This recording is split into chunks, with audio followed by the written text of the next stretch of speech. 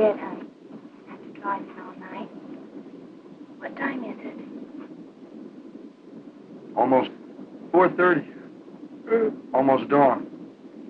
We should be home in another hour. This man's name is Martin Gordon. The lovely girl beside him is Brett, his bride of 2 wonderful weeks. It's late August. They're returning from their honeymoon to their home in quiet, peaceful Angel County, California.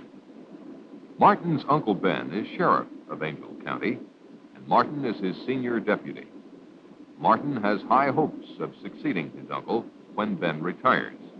But for now, Martin has only the thoughts, emotions, and pride of a very happy, newly married young man. Brett is his, and he feels no man could ask for more. And now, without warning, their honeymoon is to become a nightmare.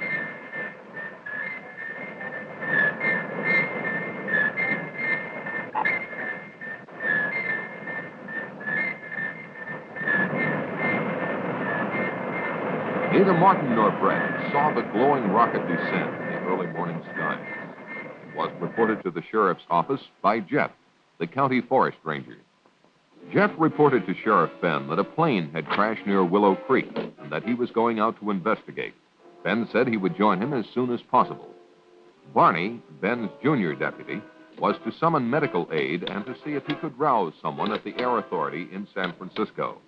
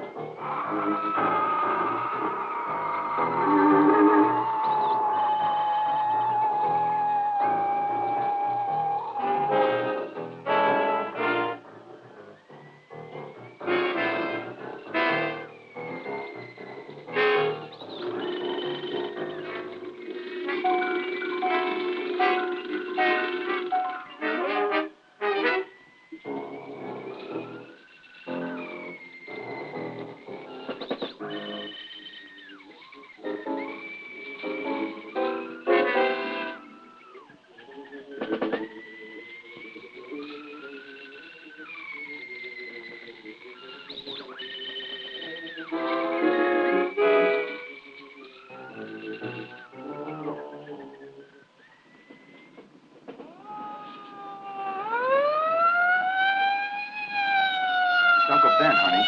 Must be an accident or something.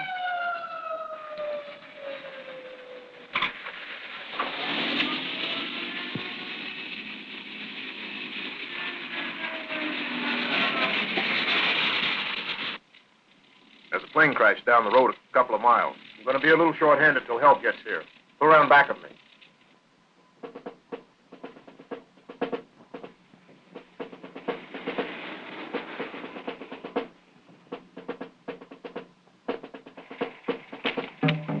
Come along, both of you.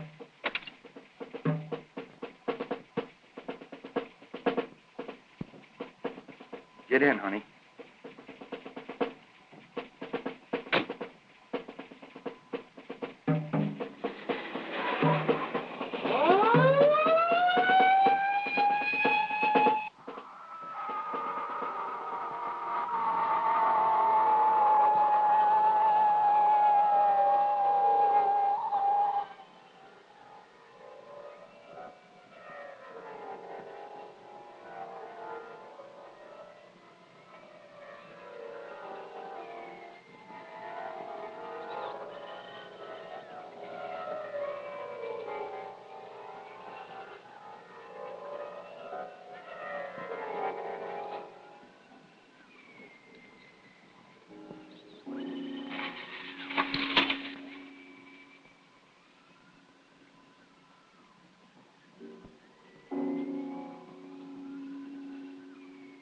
At the location of the crash, they discovered Jeff's truck, but Jeff himself was not around.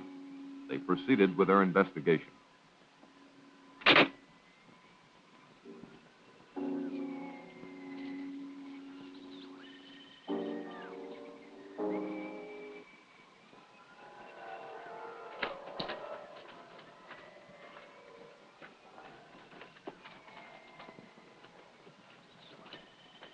They looked at the rocket in utter amazement.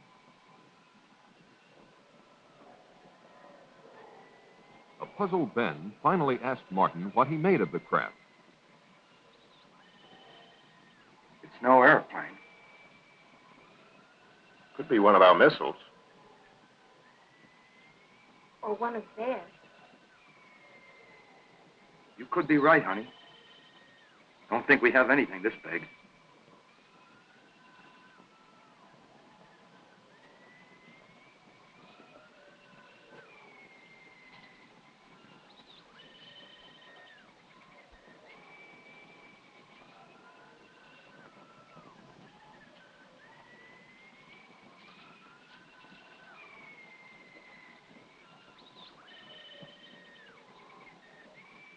Ben could not understand why the craft wasn't severely damaged.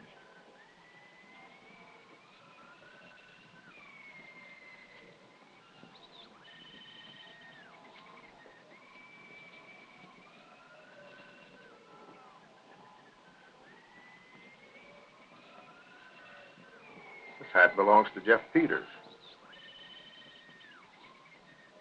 Jeff! Jeff!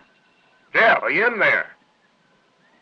Martin, go back to my car and get my flashlight.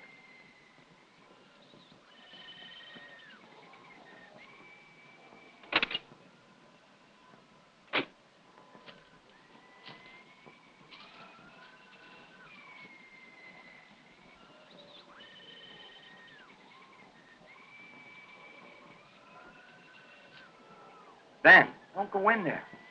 You don't know what's in there. I think I hear him moving inside. Maybe he's hurt.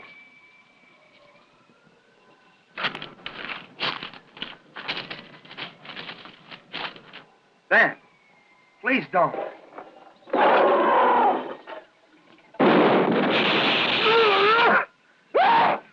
Ben. Ben.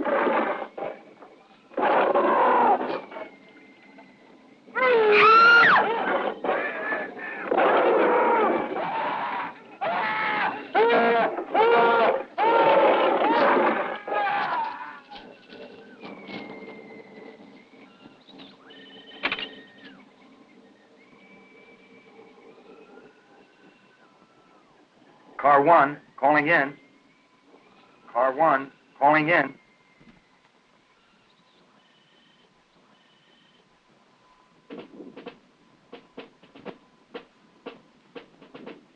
Within the hour, Martin's unusual call for assistance was answered by a special unit led by a Colonel James Caldwell.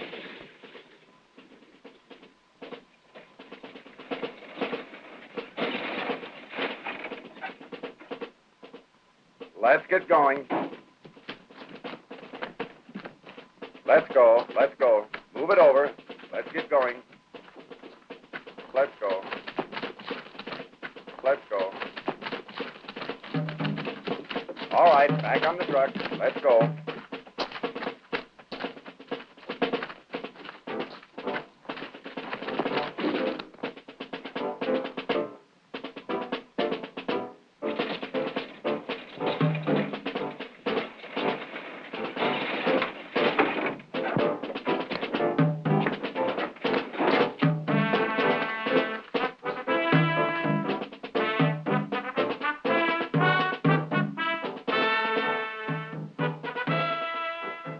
Sergeant, take one man and check it out. Yes, sir.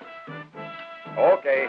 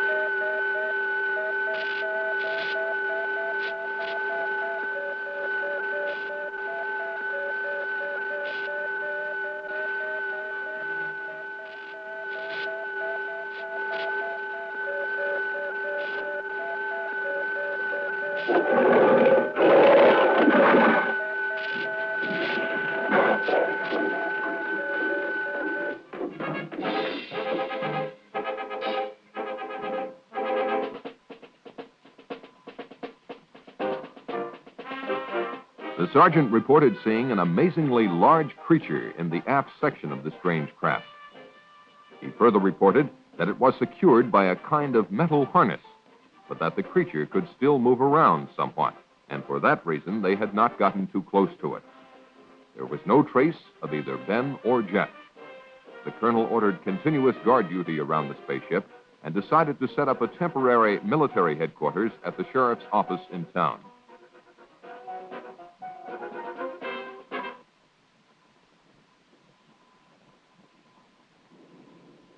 By the next day, Colonel Caldwell had the situation well in hand. He had called Washington and received his orders from the highest possible authority.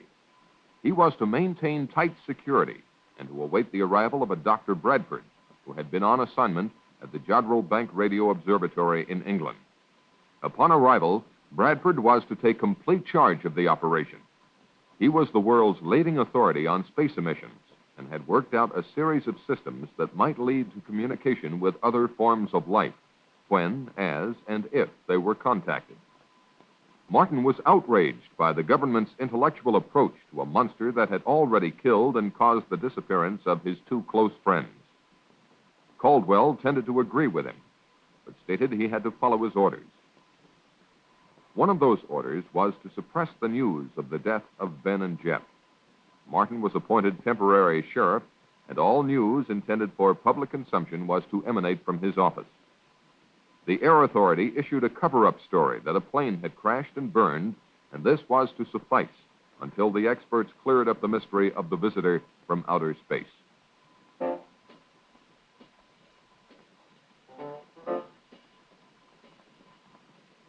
In a remote section of the county, the first of a series of tragedies took place. Tragedies that would have been avoided had the public been warned.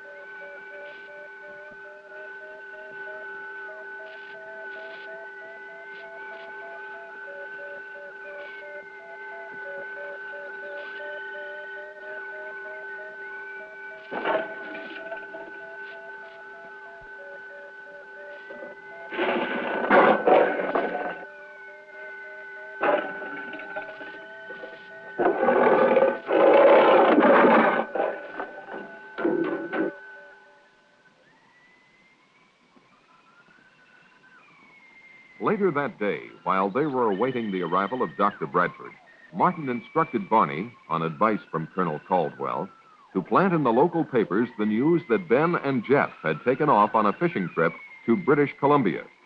The colonel had impressed the bereaved families with the necessity of maintaining secrecy, and these brave relatives had agreed.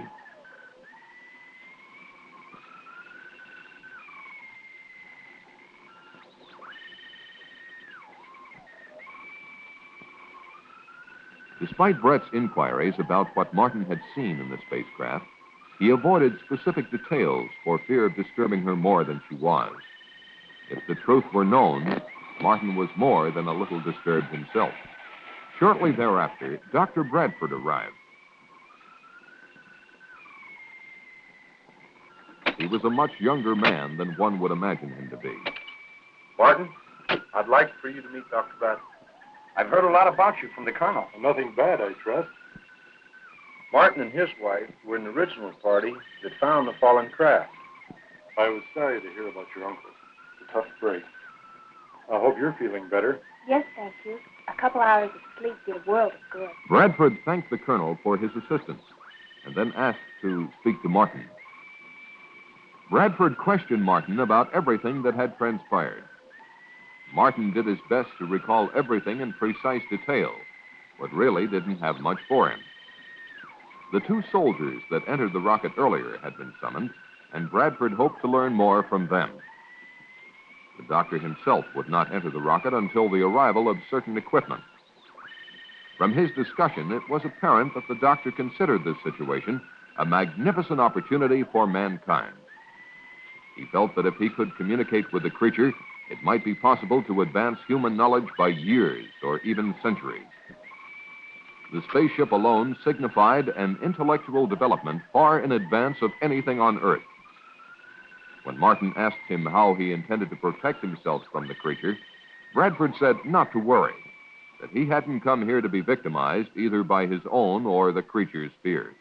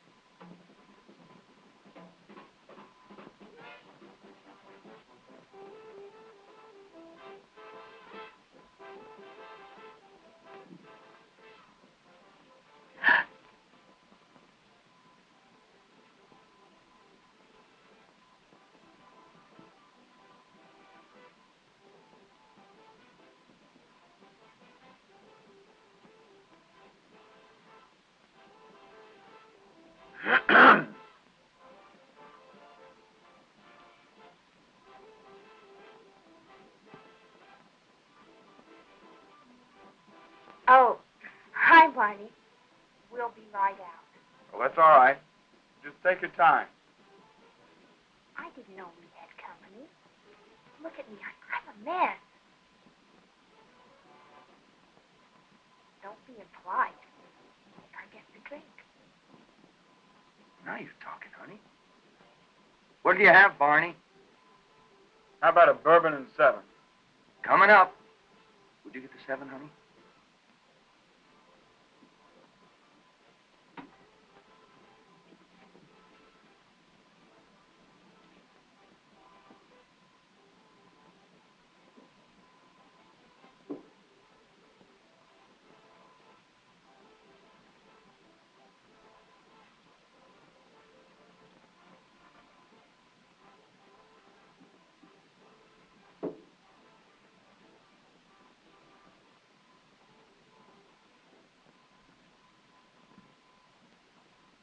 Barney, you should try marriage.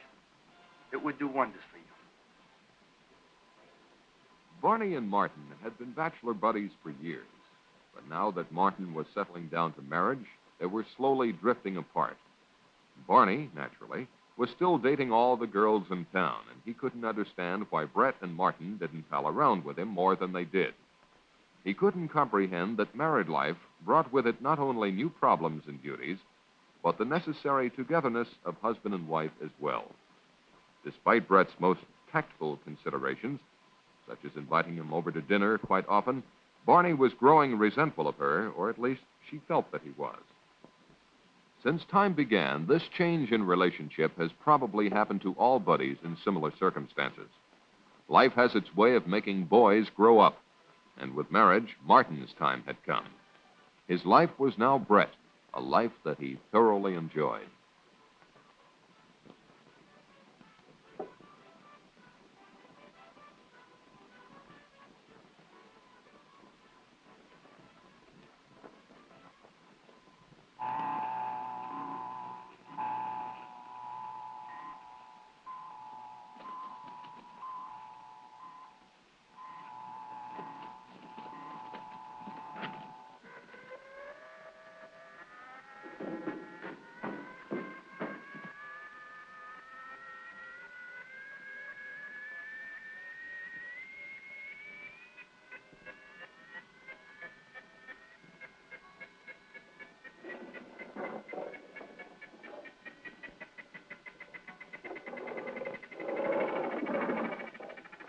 Bye, honey. The next morning, Betty Johnson, as usual, blew a goodbye kiss to her husband, but for the last time.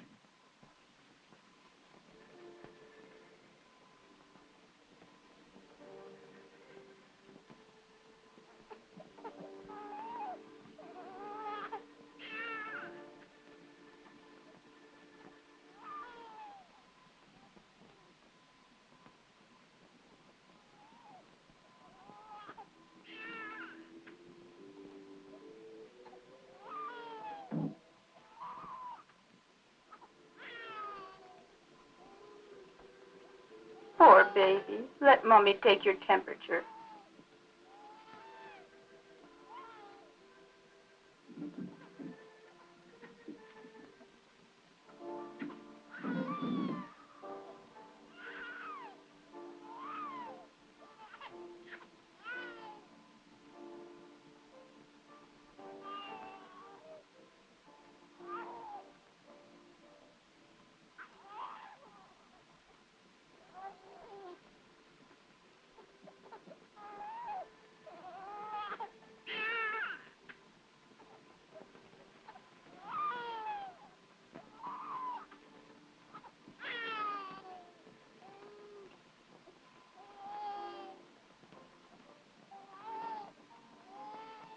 Poor baby.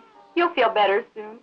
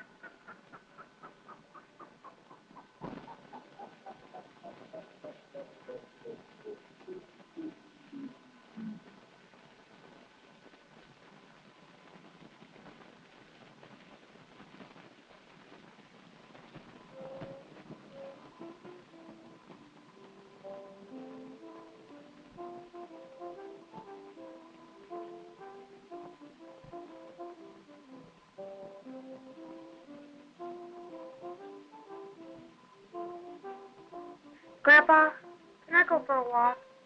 All right, but stay close by.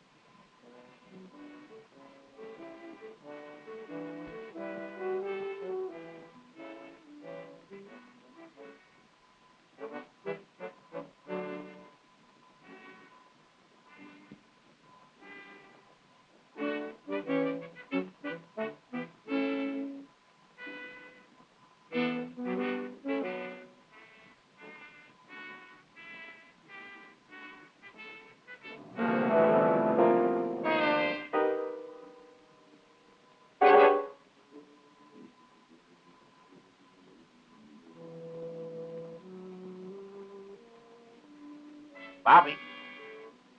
Bobby.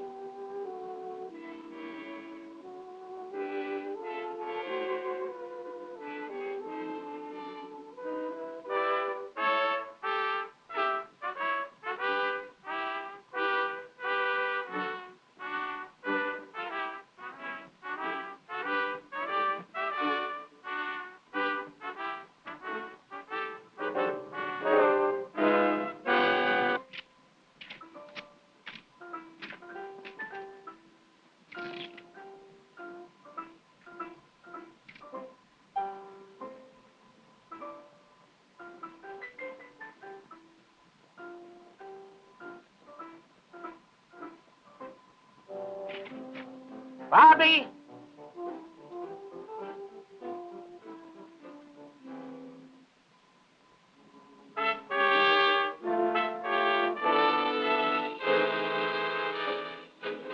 Bobby!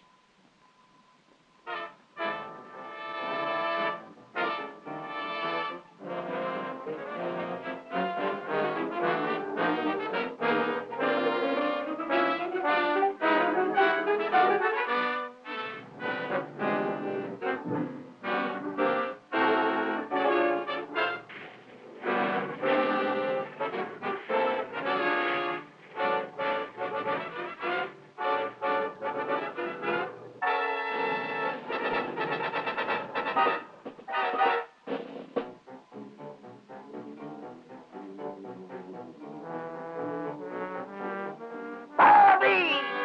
Bobby!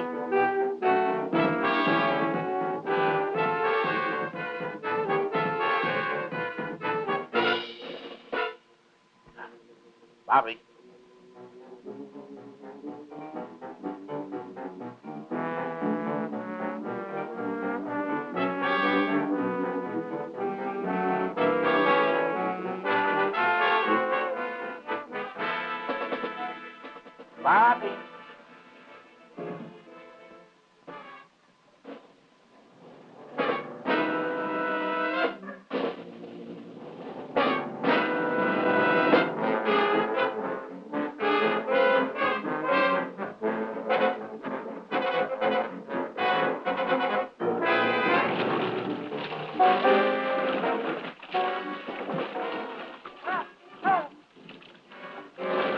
Help!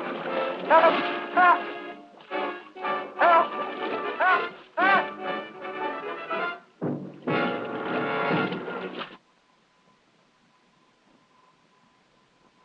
Within 48 hours, Dr. Bradford had closely examined the creature and the spaceship and reached a number of conclusions. He was sure the creature had come from beyond our solar system because it adapted to our environment so quickly, and no planet or dead star near us has conditions similar to the Earth. Of special interest to him was the hull of the ship. It was composed of an alloy unlike anything human science had ever encountered. The doctor had run a number of tests on the metal, but its molecular structure remained a mystery. Because there was no food on board, Bradford presumed the creature had been in a state of suspended animation, particularly because it had survived the trials of re-entry and impact without apparent harm. So far, he had no success in communicating with it, but he had not yet exhausted all possibilities. On a more subjective basis, he had the curious feeling that the creature did not want to communicate with him. Such a confession on the part of this eminent scientist made Martin feel quite apprehensive.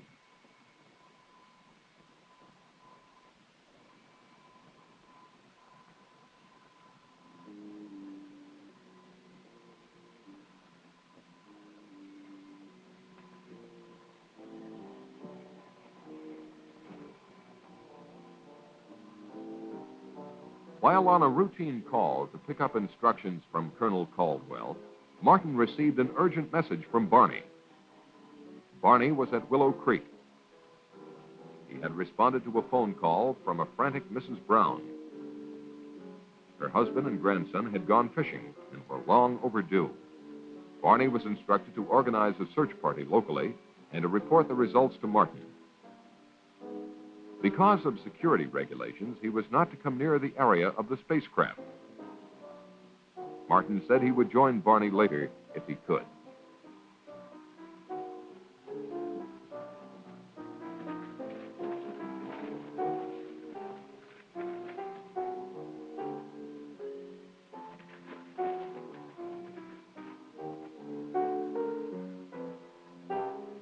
Acting on a hunch, Martin decided to see for himself if the monster was still there. It was. Bradford had installed TV cameras inside the spaceship and was testing the creature's reactions to sound, light, electricity, color, and air pressure.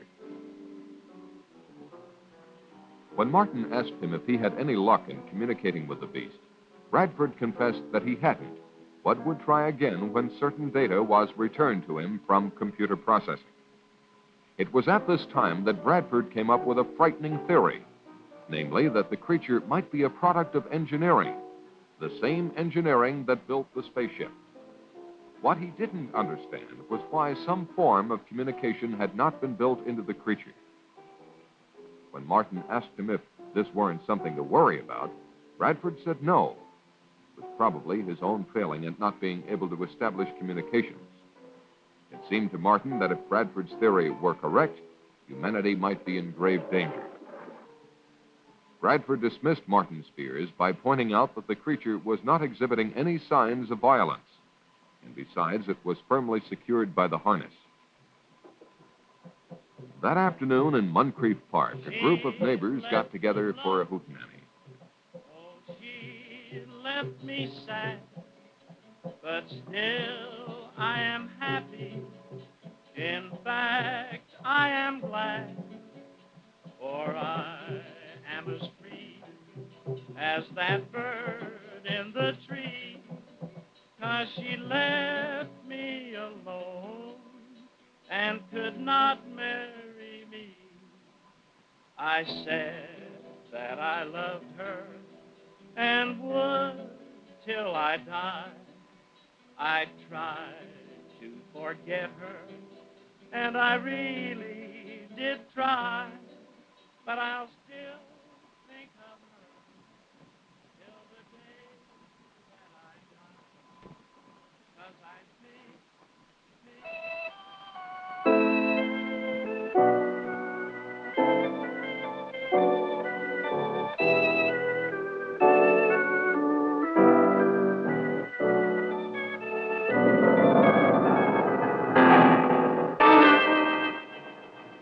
What is it?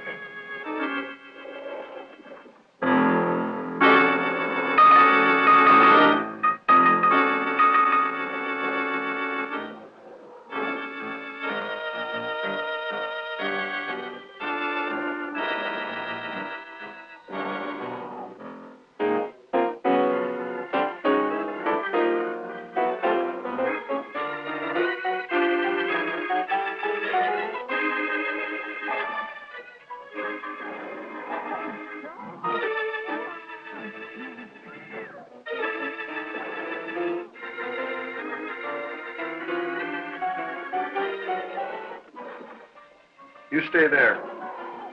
Stay calm.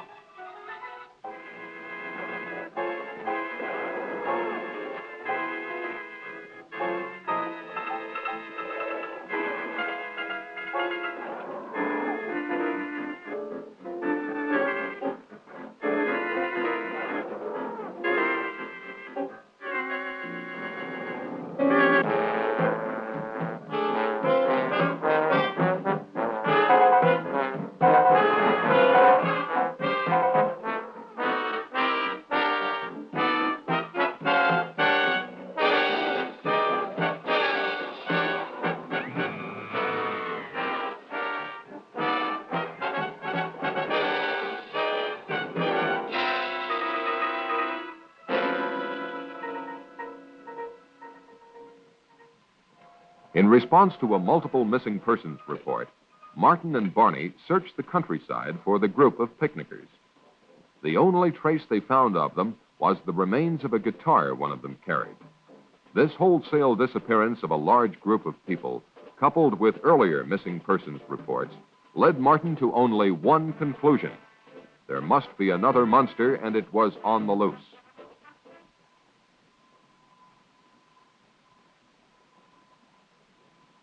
The colonel listened to Martin's theory, and after consulting with Bradford, decided to call Washington. He was told to follow his own good judgment, but under no circumstances was he to alarm the populace.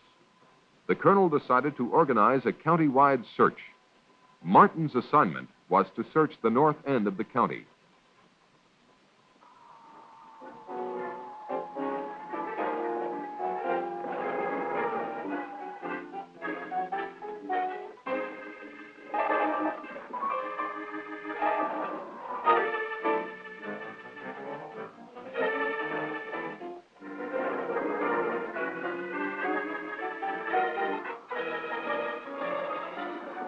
While Martin and Brett were engaged by the search, the monster was moving toward the community dance hall.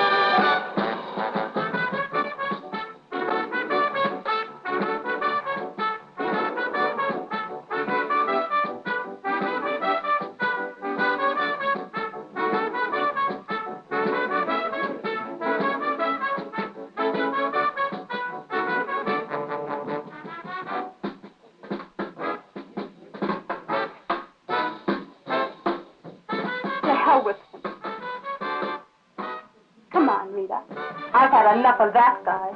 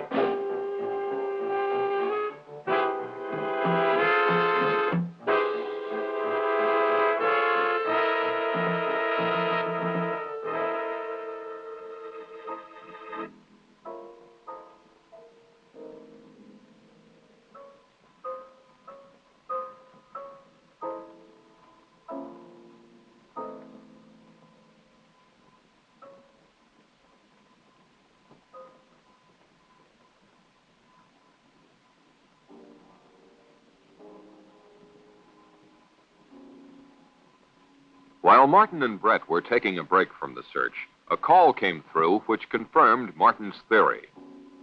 Colonel Caldwell told them of the monster's attack at the dance hall. His troops now had orders to destroy the monster, and he asked for Martin's assistance. Martin said he would join the colonel as quickly as possible.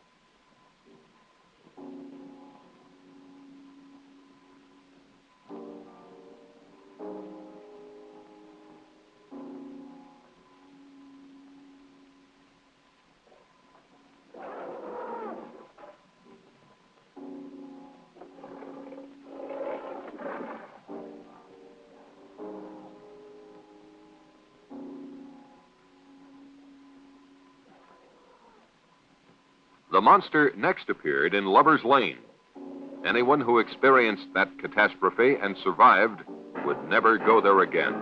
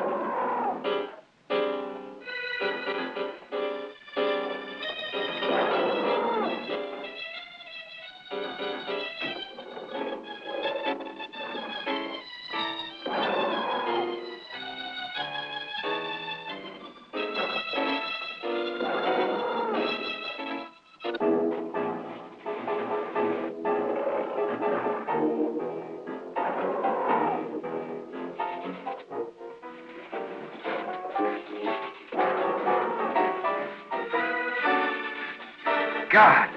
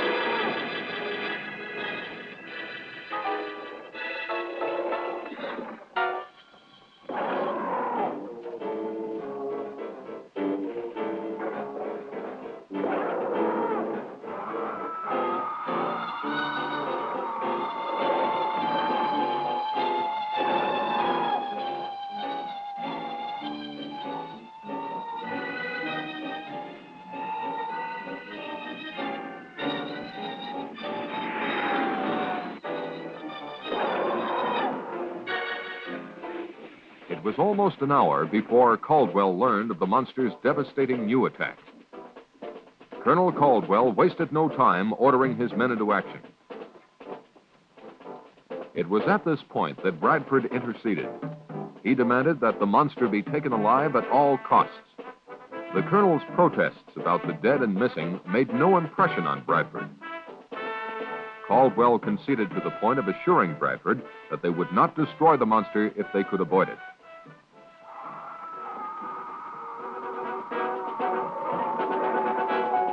Get on with it, Lieutenant. Move it out, men.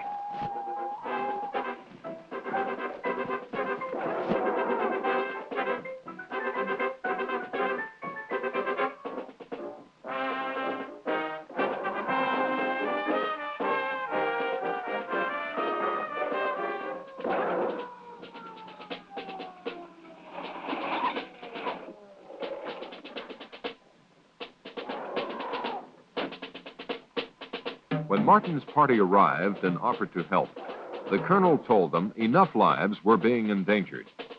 They were to be part of the second line of defense, to be used only if necessary.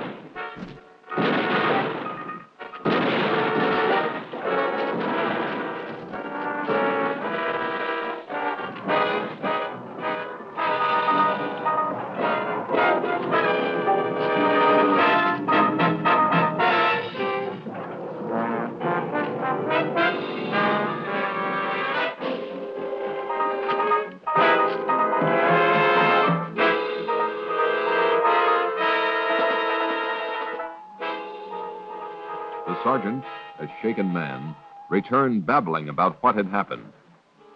Caldwell, realizing the full danger of the situation, decided he had only one means left to stop the monster: grenades.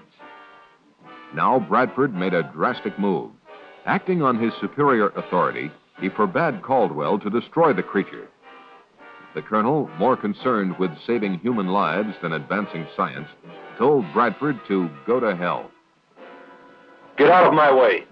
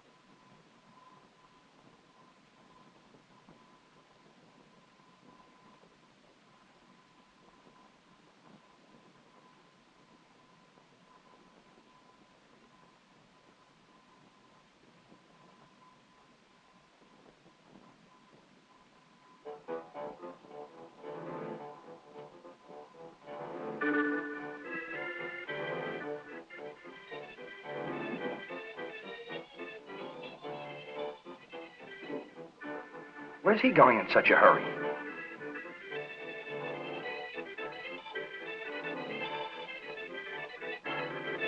Maybe you'd better follow him. He may need help. You go ahead, Martin. I'll stay with Carl.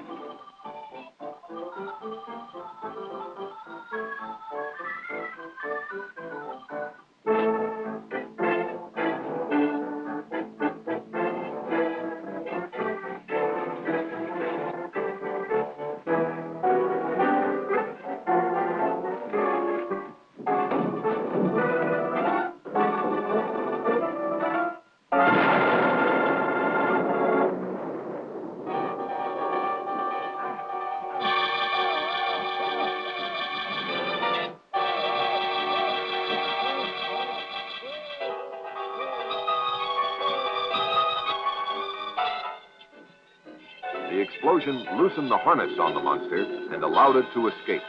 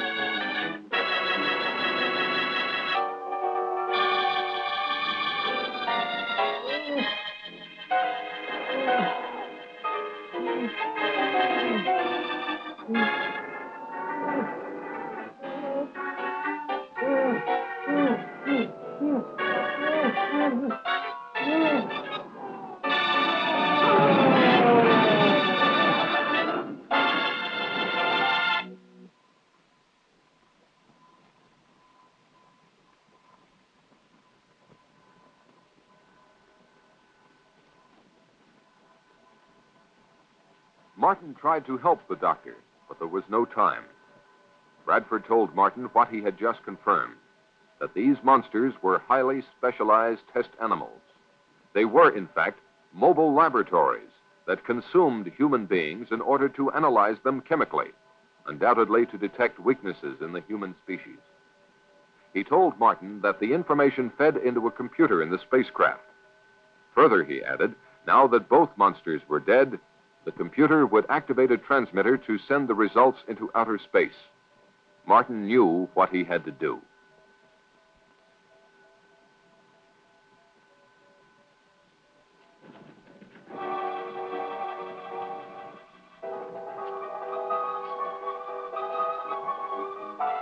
As Martin entered the spaceship, he heard the transmitter generator kick on.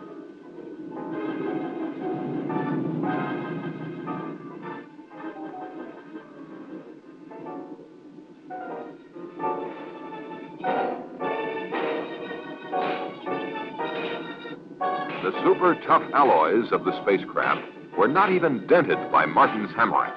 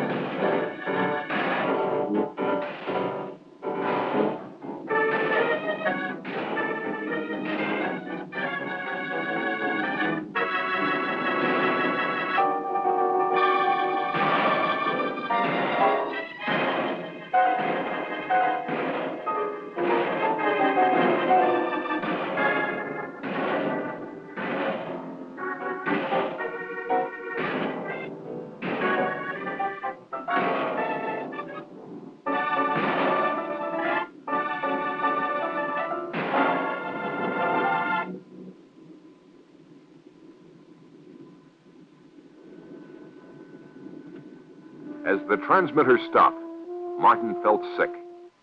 Evidently, all the information had been transmitted.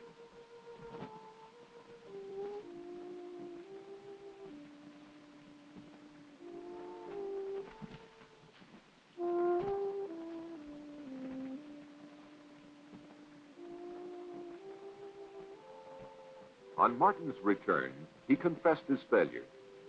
He slowly asked Bradford what was in store for humanity.